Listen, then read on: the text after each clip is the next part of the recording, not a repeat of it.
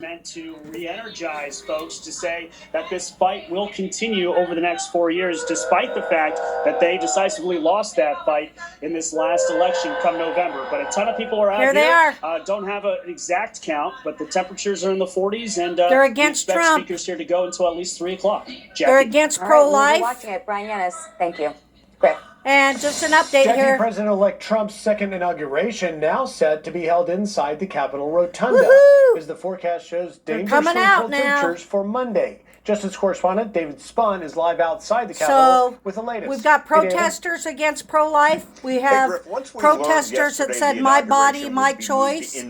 So it's okay, whichever is going on with you watching this video, but this is what's going on.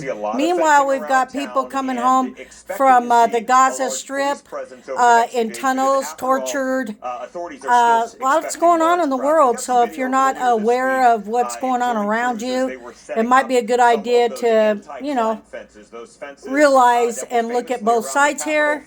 It's Pamela talking about the inauguration, the people protesting outside. And seeing signs all across the National Mall, really warning people to keep out of certain areas. The Secret Service, the FBI. Once again, I got to remind everybody: 77 million people voted for Donald J. Trump. Check this out. Earlier this and week, I do agree that there's one thing that Biden has done for everybody in America is to realize that President Trump is a better president. Actually, he did that. So if you look at it like that, it's a good thing. We know what a bad president is, and we know what a good president is. So that's what most people are saying. As a role play to be the president.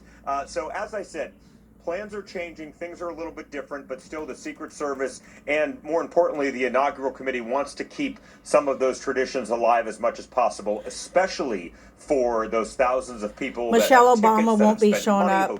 They say she's a man. I don't know about all that. To view this historic event. Griff? David Spun, live for us outside of the Capitol. David, thank you. So, for more on the Trump transition, let's bring in our political panel. With us today is Cornerstone Public Affairs Principal Lauren Tomlinson. It's an exciting time in life to see both sides. Tim Hogan. Thank you both for being here. Appreciate it. Thanks for having us. So, obviously the plans have changed quite a lot in terms of what the inauguration will look like, but we are seeing folks out on the mall and around D.C. getting ready to celebrate. The picture is a lot different for Trump heading into office now than it was in 2017. Our Fox News polling shows that his favorability is at 50% compared to 42% in 2017. I want to ask you as the Democrat here, what do you attribute that to, Tim? I think it is a different time. We've lived through an era of the first Trump administration where I think when he won the first time, it was such a shock to the system, and there was a lot of talk about how this is not normal, and that was the framing of the beginning of his previous administration, and there were a lot of questions about election interference. Spit it out there, buddy. But we're all just excited Donald Trump's coming back. And that's one thing Biden has helped us all with. We know for sure that we want Donald Trump in there. With that, have a wonderful day.